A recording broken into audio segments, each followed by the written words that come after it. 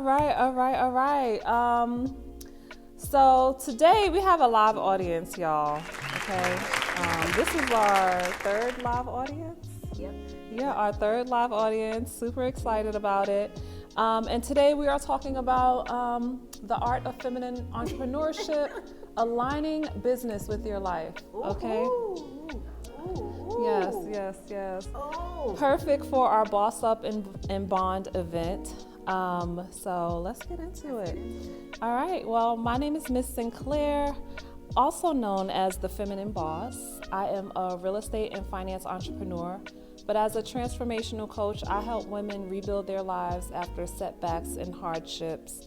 I give them a strategic path to rebuilding their life, regaining their confidence, based on my own experience from bankruptcy to boss.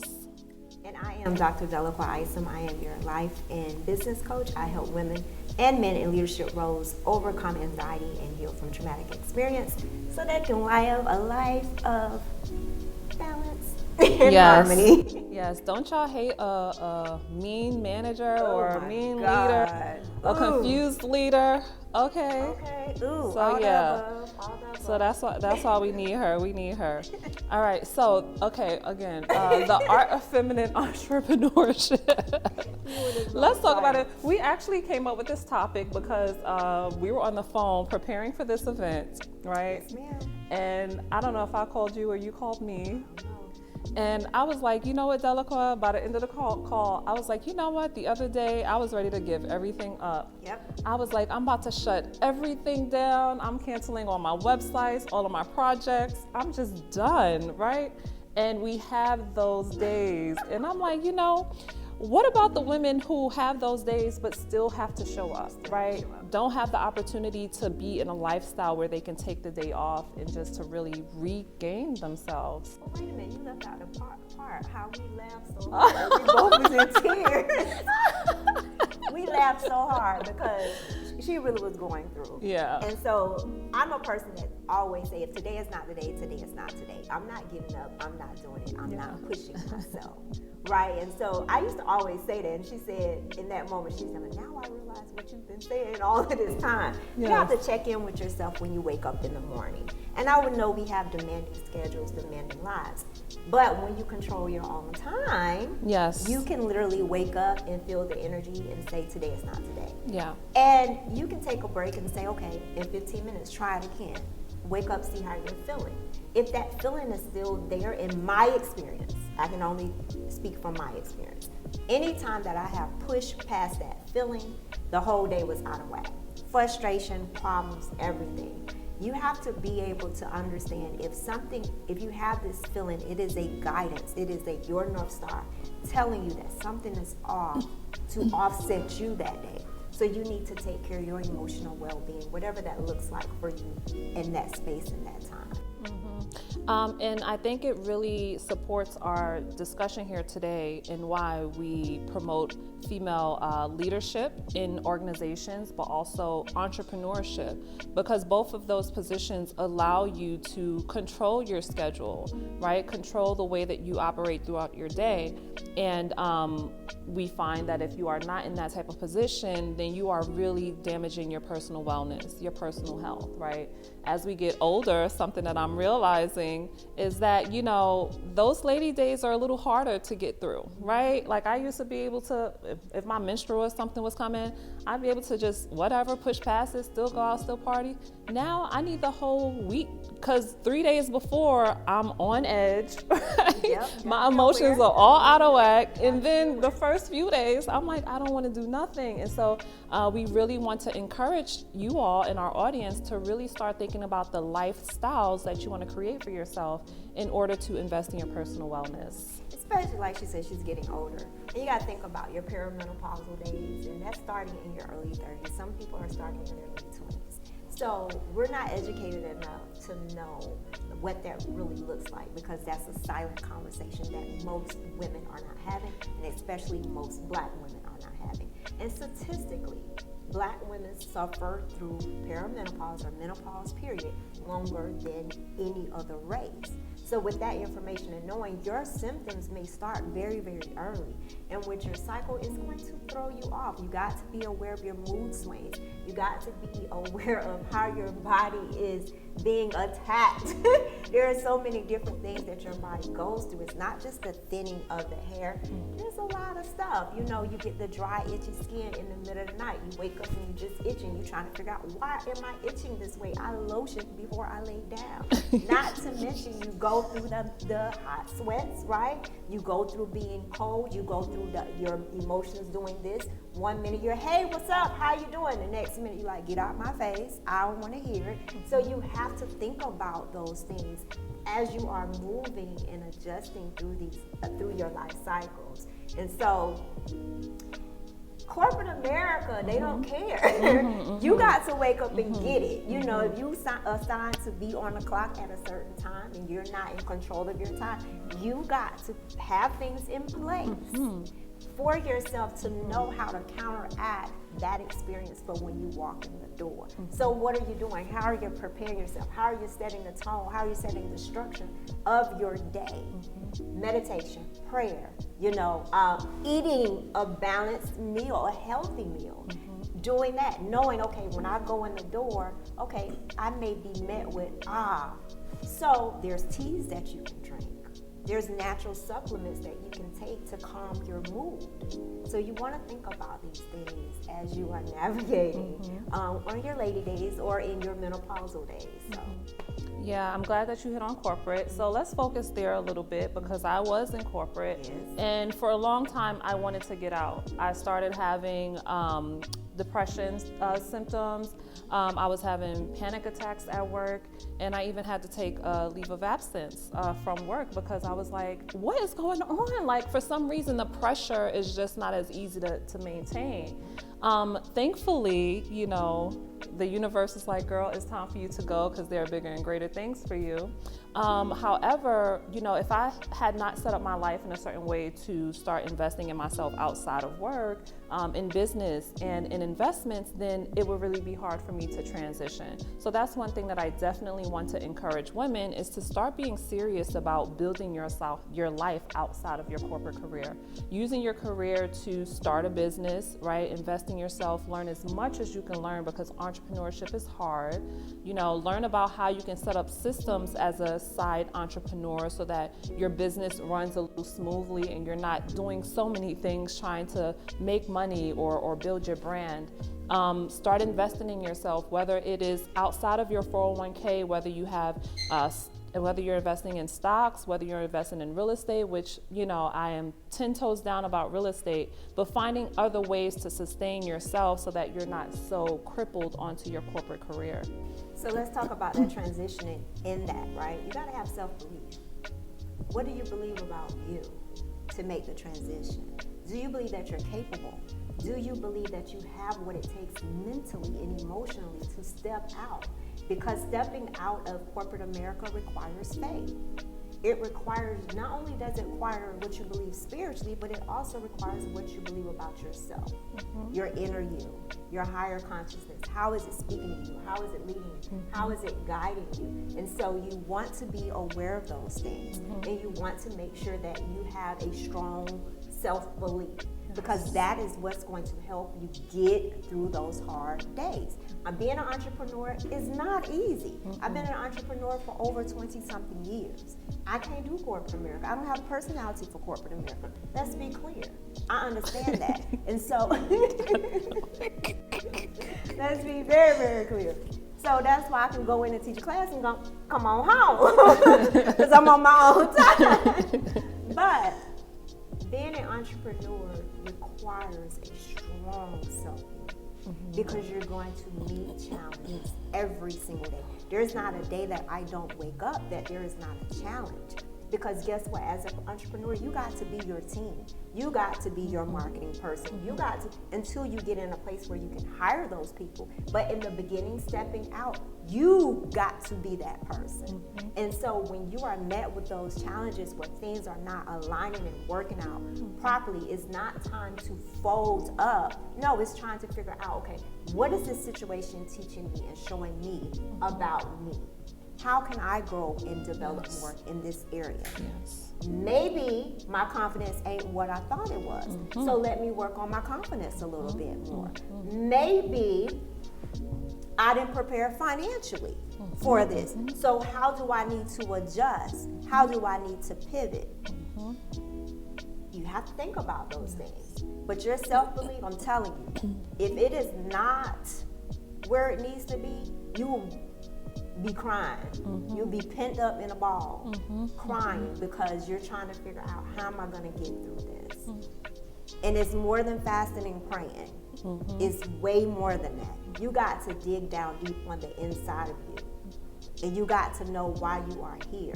So when your purpose is tied to your job, your entrepreneurship, like mine is, I don't have a BC plan. It is a plan. And that is the plan that God gave me.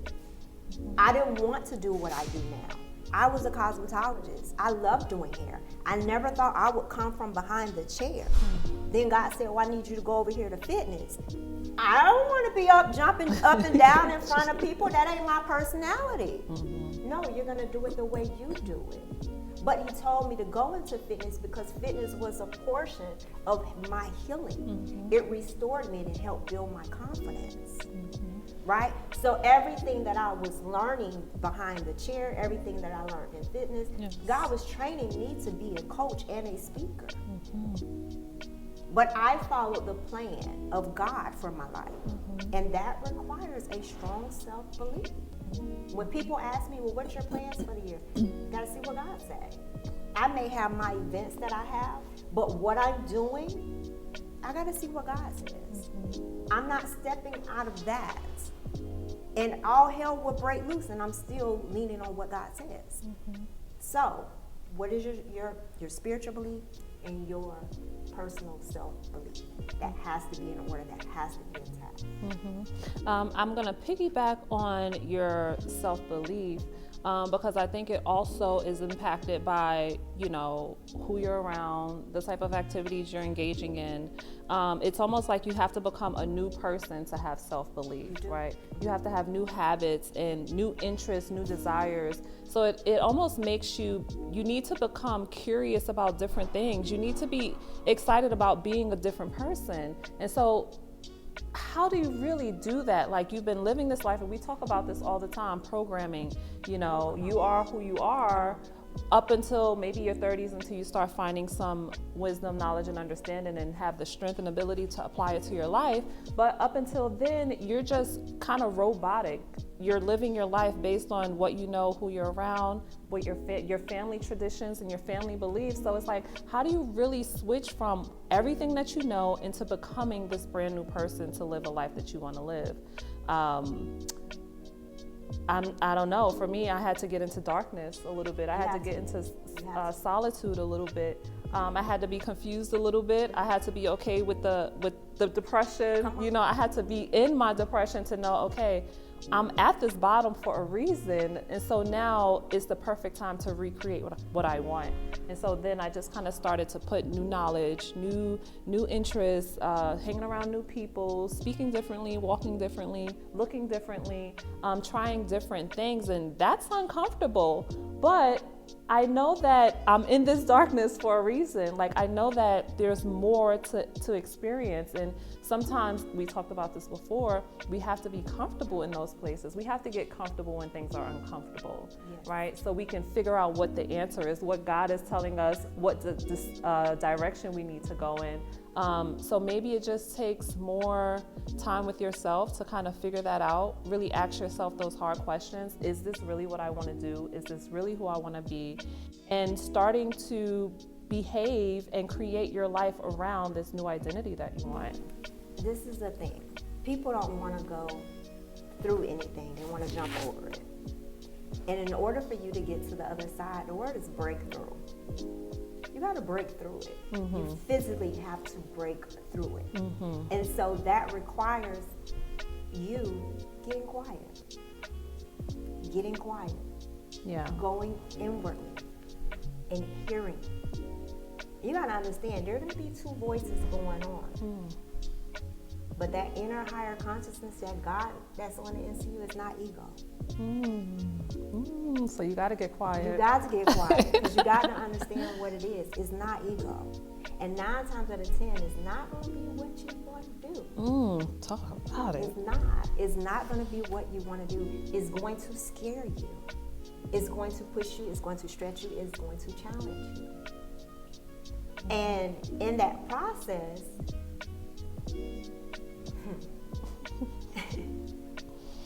it is very self-reflective.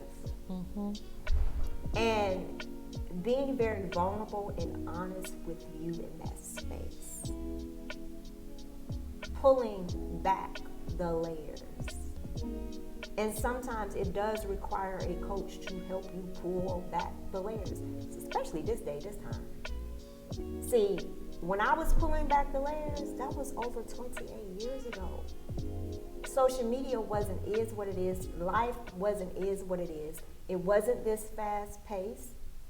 So I didn't have all the distractions to get caught up in. I was able to stay focused on what I needed to do for healing and growth and transformation. But when you have all of the demands that you have now, you need someone to hold your hand. You need someone to pull you up and say, hey,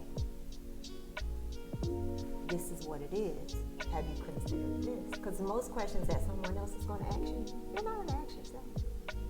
You're not going to ask yourself. Because you don't even know what questions you need to ask. Because you sometimes when you're in it, you don't see it. It takes someone that has a higher view to see it and be able to say, hey, you say you healing, you say you doing this to get to the other side. But what are you really doing to heal? That accountability. So sitting alone, being accountable, being vulnerable, and understand that vulnerability to me is a strength. It is not a weakness. It is absolutely not a weakness. Because I feel that in vulnerability, that's where you can grow, and that's where you can evolve, and that's where you ask questions, and for that to happen, that's where the transformation happens. It's time. Yes. All right. So let's bring this topic together and really touch on a few key points of how women can align their business to their life, whether they decide to stay in corporate or whether they want to explore entrepreneurship opportunities for that time freedom, for unlimited income, for those lady days.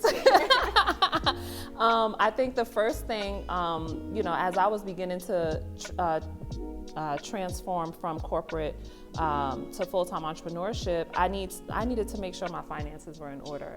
Someone coming from bankruptcy, I understand the power of credit. I understand the power of credit scores, debt management, making sure that stuff is in order, using your career to really rebuild your life, developing a savings plan so that, you have a few months, at least 6 months to just explore life and explore yourself while you kind of figure it out. Make sure you have some assets, something that's still bringing you money every month so that you're not stressing about how you're going to be paying your bills. And one thing really quick I want to touch on is also defining what success is for you. This is a big one because I feel like people think they need more to live than they really do. And that's something that really hinders you from stepping out on your own. For me, all of my bills only come up to about $2,000. And so being very realistic about this, especially if this is a lifestyle that you want to explore, if it's that beneficial for you to wake up when you want to wake up, if it's that beneficial for you to have unlimited income potential and to spend more time with your kids and your family and your friends, then why not reassess your lifestyle so that you can afford yourself and that you can take this journey into mental and financial freedom. But a lot of people have a misunderstanding of what success is, and you spoke about that with social media. It's like social media makes us feel like we need to have, let me tell you, when I used to get my hair done, I used to go right to the beauty supply store, give me a Yaki pack of weave and do my own hair. But today we feel like we need to have 30-inch bust downs from Brazil and from Mongolia. And I'm like, that is an unnecessary expense if you really want long-term wealth and you want to find financial freedom. So being okay with adjusting your lifestyle, I think, is something that people really struggle with today. They go into debt because of it. My God, can you believe that? Going into debt just to look good, when looking good is not even paying your bills. So really just reassessing your life and being able to redefine success in order to take a leap like that into entrepreneurship. Success to me is freedom. Yes. The freedom to wake up and choose what I'm going to do today. Yeah. Right? So, with that said, you have to figure out what success means. Yeah. Success means exactly that. To being able to say, I can today, I don't, I'm not. That's what it looks like. And so, who wants freedom? Everybody does. Mental freedom. Mental freedom. Oh God, that's the biggest one. Yes. That is the biggest one. So to me, that's what it means. So being able to position myself for that. And so that came in different things. I was a mom raising kids, right? And so I know when I was in school, my mom wasn't able to show up for me because her job didn't permit it. So I had to go to my basketball games, run track without the support of my mom. I didn't want that for my kids. I wanted the freedom to say, I can do your hair at such and such time. My baby got a basketball game, so I need to be there. So that's what it meant for me. So you have to really understand what success means for you. Is it going to provide those things, your values? Because you got to be able to identify your core values. Yeah. What are your values, and does it align with success? Yes. And the business you decide to go into. The business you decide. Yeah. So I was a cosmetologist. Had all the freedom in the world. Girl, I ain't got time to do that. My baby got a game. I'm going to show up for the game. My daughter got a weightlifting match. I am going to that. She got a track meet. I'm going to that. So I literally schedule my clients around my kids so that I can show up and be there for them. So you have to really decide what success looks like and make sure that is your pure version of that and not tainted by these images and things that we see. Yeah. I think that's good. All right, so the topic again was, it's so long, I have to read it off the paper. The art of feminine entrepreneurship, aligning your business with your life. Do you guys think we covered that topic well? Is there anything, like any gaps at all? Okay, just want to make sure that we hit it. Pop. Okay, perfect. Well, all right. Well, thank you guys for joining us for another EnRicHer experience. We'll see you next time. Bye. I didn't know how to do that.